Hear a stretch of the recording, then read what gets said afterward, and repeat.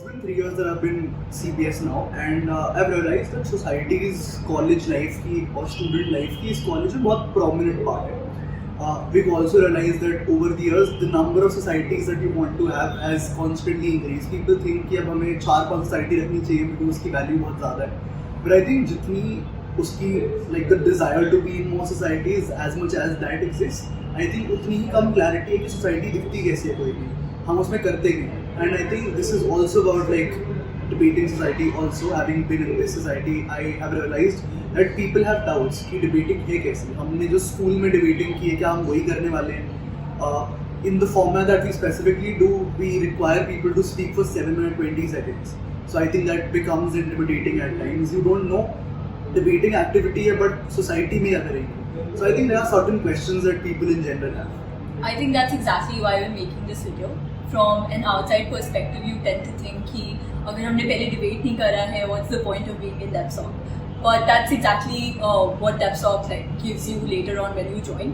It's not just like teaching you how to debate, but it also makes you a lot more confident in articulating your thoughts better, reasoning out your opinions better, and that's what DepSoc gives you. So throughout this video, we're going to show you what DepSoc really is and what day-to-day functioning within DepSoc looks like. Alright, so we're here with Pranjal Swami, the president of CBS Debating Society for the session 21-22.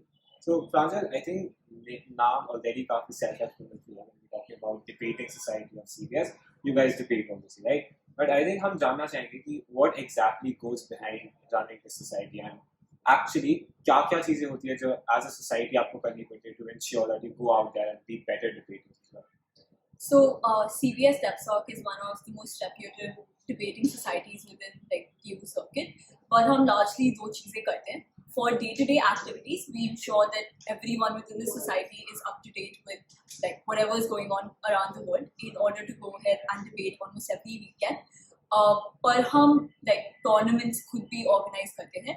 We do it in two formats. The first is a parliamentary debating format, जिसमें हम debate like बहुत ज़्यादा करते हैं. But second, it also looks like conventional tournaments that we go ahead and do with partnering with other institutions also, which we've been doing for 7 years now.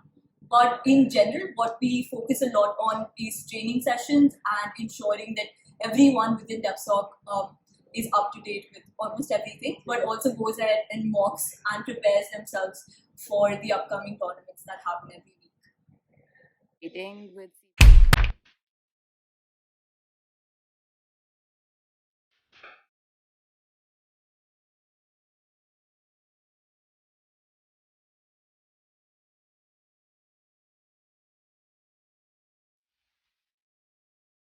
College के पहले के कुछ हफ्तों में जब हर सोसाइटी की ओरिएंटेशन सेरेमनी हो रही थी तो डिबेटिंग सोसाइटी की भी ओरिएंटेशन सेरेमनी थी. बट ये वाली ओपन हाउस सेरेमनी बाकी से कुछ डिफरेंट थी क्योंकि यहाँ पे कुछ सीनियर्स मेरे सामने लाइव डिबेट कर रहे थे और वो डिबेट नॉर्मल डिबेट नहीं थी जैसी मैं स्कूल्स में देखी थी.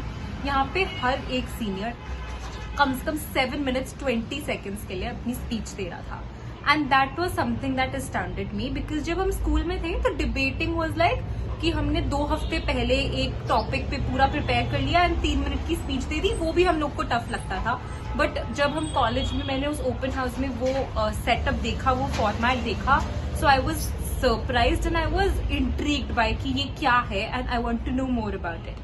And the kind of knowledge that I thought कि उन लोग के पास है जो स्पीच दे रहे हैं because the topic that was given to them वो उनको 20 minutes पहले दिया जाता था.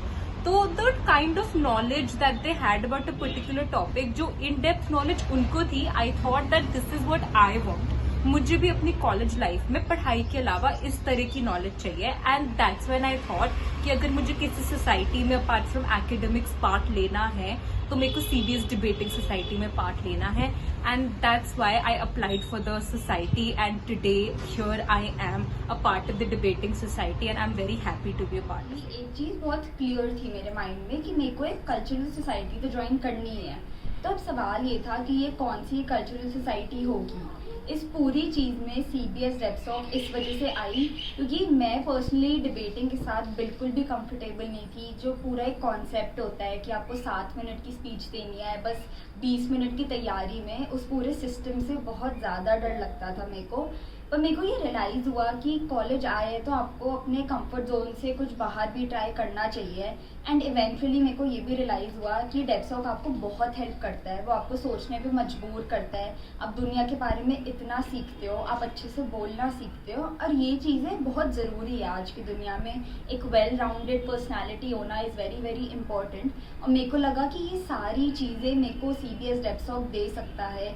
तो मैंने इन 3 महीने में ही बहुत कुछ सीखा है डेप्सॉक से, and I am willing to learn much. And एक कारण जिसकी वजह से मैंने कॉलेज में डिबेटिंग सोसाइटी ज्वाइन की वो ये थी कि कॉलेज लेवल पे जो डिबेटिंग फॉर्मेट हम फॉलो करते थे, जो कि था एशियन पार्लियामेंट्री डिबेटिंग फॉर्मेट, वो स्कूल लेवल फॉर्मेट से, जिसे हम कन्वेंशनल फॉर्मेट बोलते हैं, उससे बहुत डिफरेंट था।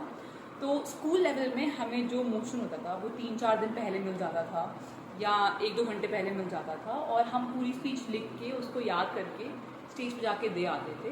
एंड मोस्टली वो 3 या 4 मिनट की होती थी। सो इट वाज इजी, मतलब कंपेयर टू कॉलेज में जो होता है उससे काफ़ी इजी था। अब जब हम कॉलेज में आए सो हमें रियलाइज़ हुआ कि it's not the same. Asian parliamentary format में आपको जो मोशन होता है वो 20 मिनट पहले मिलता है। 20 मिनट में आपकी टीम ऑफ 3 पूरा डिसाइड करते हैं कि कौन क्या बोलेगा, क्या क्या पॉइंट्स आने चाहिए। बिना लिखे, बिना प्रिपेयर किए हमें वो जाके 7 मिनट 20 सेकेंड की स्पीच लगातार देनी पड़ती है। सो ये जो फॉर्मेट था ये बेसिकली बहुत कॉम्प्रीहेंसिव है, it forces you to think. इस वजह से debating it became more interesting for me, मुझे और मज़ा आने लगा डिबेट करने में। एंड फॉर दैट रीज़न जब मैंने मेरे सीनियर्स को देखा था when we had an open debate, you know, तो ओरिएंटेशन के टाइम, तो मुझे बहुत अच्छा लगा देखे कि it's more difficult but it's also very fun, काफ़ी मज़ा आता है वो करने में। और इस वजह से मेनली मैंने डिबेटिंग सोसाइटी ज्वाइन। डेप्सॉक का रिक्रूटमेंट प्रोसेस 3 भागों में है, मतलब 3 pronged होता है, और हर एक लेवल जो है वो एलिमिनेटिव होता है, यानी हर एक लेवल के बाद कुछ बच्चों को छांटा जाता है जो ही अगले लेवल में जाके पार्टिसिपेट करते हैं। इसमें सबसे पहले लेवल होता है एक फॉर्म भरने का, जहाँ पे हमसे कुछ प्रश्न पूछे जाते हैं जिनके हमें जवाब देने पड़ते हैं। उसके बाद हमसे एक टॉपिक पे कुछ समय के लिए बुलवाया जाता है, जिसे हम एक्सटेम्परी राउंड के नाम से जानते हैं। और फाइनली एक फाइनल इंटरव्यू होता है जिसके अंदर कुछ लोग बैठे होते हैं और आपसे लगातार प्रश्न पूछते हैं। तो जब हमसे फॉर्म भरवाते हैं उसके अंदर हमसे ऐसे क्वेश्चन पूछते हैं जो हमने लाइक कभी देखे ना हो, जो कंटेंट से रिलेटेड ना हो, बट वो ऐसे होते हैं कि वो हमारी क्रिएटिविटी चेक करने के लिए होते हैं कि हम थोड़े अलग तरीके से सोचें या फिर आउट ऑफ द बॉक्स सोचें जैसे हमने ना सोचा हो। और वो एक्चुअली इसलिए होते हैं ताकि वो ऐसे बच्चों को छांट पाए जो ज़्यादा क्रिएटिव हैं, जो आउट ऑफ द बॉक्स सोच सकते हैं, अपनी सोच को अलग रख सकते हैं, और वो तुम्हें ऐसी प्रॉब्लम्स में कभी कभार डाल देते हैं क्वेश्चंस कि तुम्हें उन प्रिंसिपल्स पे काम करना होता है जो एक्चुअली डिबेटिंग में यूज़ करने होते हैं। तो ये मेरे लिए एक्चुअली जो फॉर्म फिलिंग प्रोसेस था वो काफ़ी सेल्फ अवेकनिंग था, क्योंकि कुछ चीज़ों पे मेरे को खुद स्टैंड लेना पड़ा जिस पे पहले मैं खुद अनक्लियर होता था। Second round of recruitment cycle in our beloved debating society. तो ये वाला राउंड एक्सटेम्परी राउंड है एंड एलिमिनेटिव भी है। तो इस राउंड में हमारे सीनियर्स हमें बोलेंगे एक थीम, स्पेसिफिक थीम चूज़ करने के लिए, और उस स्पेसिफिक थीम पे वो हमें टॉपिक देंगे एंड उस टॉपिक पे हमें 1.5 से 2 मिनट की स्पीच प्रिपेयर करनी है। उस स्पीच को देने के बाद दे जज our speech on the basis of our arguments, कि हमारे आर्ग्यूमेंट्स कितने स्ट्रॉन्ग थे, कितने सेंसिबल थे, और हम अपने आर्ग्यूमेंट्स को कितने अच्छे से डिफेंड कर पा रहे हैं, और हमारे आर्ग्यूमेंट्स कितना like how well we are able to project those arguments in our speech. ये सब मेट्रिक्स होती है, इन मेट्रिक्स के ऊपर वो हमारी स्पीच जज करेंगे। And after our speech ends, हमारी स्पीच खत्म होने के बाद क्रॉस क्वेश्चनिंग बिगिंस। उस क्रॉस क्वेश्चनिंग में हमें अपने आर्ग्यूमेंट्स को डिफेंड करना है, वो हमारे आर्ग्यूमेंट्स को अटैक करेंगे, हमें अपने आर्ग्यूमेंट्स को डिफेंड करना है। And that's it, extempore round is over. Yeah, I mean, sure, it's something that is a very nerve-wracking of an experience. बहुत scary लगता है जब तुम पहली बार एक्सटेम्परी राउंड देने जाते हो, but after it ends, it all cools down and you just realize how awesome it was. बहुत मज़ा आता है एक्सटेम्परी राउंड देने में। एंड जब तुम्हें रियलाइज होता है कि तुमने अपने आर्ग्यूमेंट्स खुद ड्राफ्ट करे, खुद बनाए, and you defended those arguments, you just realize how like well off a job you've done. So yeah, that's it. जो रिक्रूटमेंट प्रोसेस का आखिरी स्टेप था वो एक इंटरव्यू राउंड था। इंटरव्यू तो नहीं, वो ज़्यादातर एक कॉन्वर्जेशन की तरह था। कॉन्वर्जेशन काफ़ी टॉपिक्स के ऊपर था। जैसे पहले उन्होंने पूछा था कि थोड़ा मॉरल एंड एथिकल टाइप के क्वेश्चंस पे, जैसे कि जो स्क्विड गेम्स में जो सोल्जर्स हैं क्या वो जस्टिफाइड थे ऑर्गन सेलिंग में, एंड लाइक इस पे दोनों साइड्स पे बोलना था। जैसे पहले कॉन्वर्जेशन चली कि क्यों जस्टिफाइड थे वो लोग, फिर कॉन्वर्जेशन चली कि क्यों जस्टिफाइड नहीं थे। इसके अलावा like moral and ethical issues के अलावा थोड़े और इंटरेस्टिंग टॉपिक्स पे भी बातचीत हुई थी, जैसे कि क्या कार्टून्स बैन होने चाहिए या नहीं। फिर थोड़े लाइक फिलोसफिकल आइडियाज़ पे भी बातचीत हुई थी, जैसे कि क्या एक इंसान खुद को सैक्रिफाइस करना चाहेगा 100 अनजान लोगों को बचाने के लिए। तो ओवरऑल देखो तो लाइक इंटरव्यू का पर्पस यही देखने का था कि लाइक हम एक टॉपिक पे कितने अच्छे से एक स्टैंड ले सकते हैं, कितने अच्छे से उसको डिफेंड कर सकते हैं, एंड कितने अच्छे से उस टॉपिक पे अनोखे आर्ग्यूमेंट्स आगे प्रेजेंट कर सकते हैं। एंड लाइक ये सब लाइक सीनियर्स ने जो करवाया था लाइक बहुत मज़ेदार और बहुत इंटरैक्टिव तरीके से ही करवाया था हमें। So DepSoc has helped me learn about a lot of topics and not just like a wide breadth of topics, but हर एक टॉपिक की गहराई तक ले जाता है DepSoc। बिकॉज जब आप न्यूज़पेपर पढ़ते हो या फिर आप ट्विटर पर स्क्रॉल करते हो, हर एक टॉपिक की एक सरफेस लेवल अंडरस्टैंडिंग होती है। You don't learn the nuances और the intricacies of the topic, but जब एक टॉपिक आपको मिलता है डिबेट में और आपको 7.5 मिनट उसके बारे में या उससे कुछ रिलेटेड बोलना पड़ता है, तो औरों की स्पीचेस सुन के खुद की स्पीच प्रिपेयर करते हुए और डिबेट के एंड में बहुत ज़्यादा काफ़ी कुछ सीखने को मिलता है। बिकॉज DepSoc में थीम्स, हर राउंड की एक पर्टिकुलर थीम होती है और उन थीम से ही हमें इतना ज़्यादा लर्निंग हो जाती है। Because there are topics such as politics, international relations, geopolitics, philosophy, economics, finances, so many more. And so DepSoc helps me, like it gives me a wide range of topics to learn and understand from, and that is why, thus it helps me in my overall development and day-to-day growth as well. I think an important thing जो DepSoc ने मुझे सिखाई है कि किसी भी issue को approach कैसे करना है और उसके रिगार्डिंग एक ओपिनियन कैसे बनाना है और उस ओपिनियन को एक अप्रोप्रिएट और इम्पैक्टफुल मैनर में एक्सप्रेस कैसे करना है। क्योंकि यूजुअली हम लोग ऐसे मतलब सोसाइटल और पर्सनल लेवल में लाइफ में ऐसे चीज़ों से इनकाउंटर करते हैं जिसको हमको पता नहीं होता कि इसके बारे में सोचना भी कैसे शुरू करें या इसके बारे में उसको हम अप्रोच भी कैसे करें।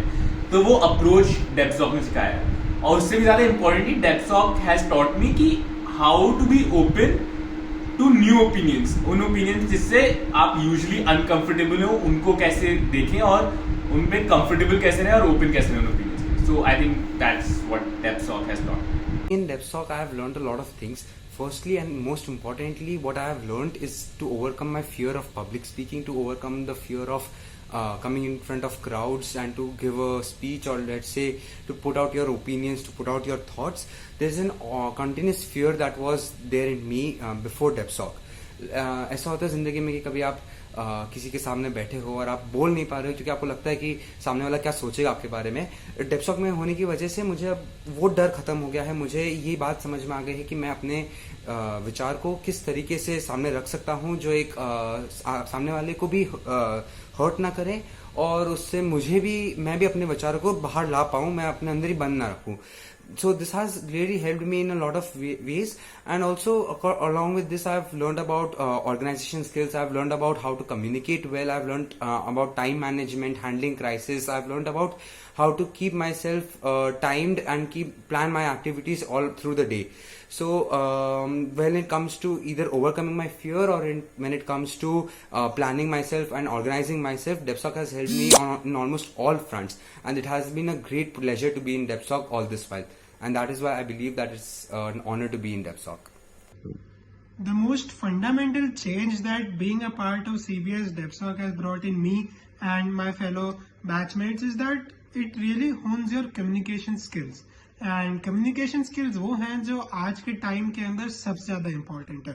आपको कोई भी इंटरव्यू देना हो, आपको कोई भी एक्सटेम्पर देना हो, आपको कहीं पे नॉर्मल बात भी करनी हो, अगर आपको बोलने में डर नहीं लगे, अगर आपको बोलना ढंग से आता हो, तो कई सारी चीजें आसान हो जाती है and that is the most fundamental advantage of being part of CBS DevSoc because it really molds your personality into such a way that you can speak about anything and everything anywhere, and which really makes everything easier for you because you are a great communicator.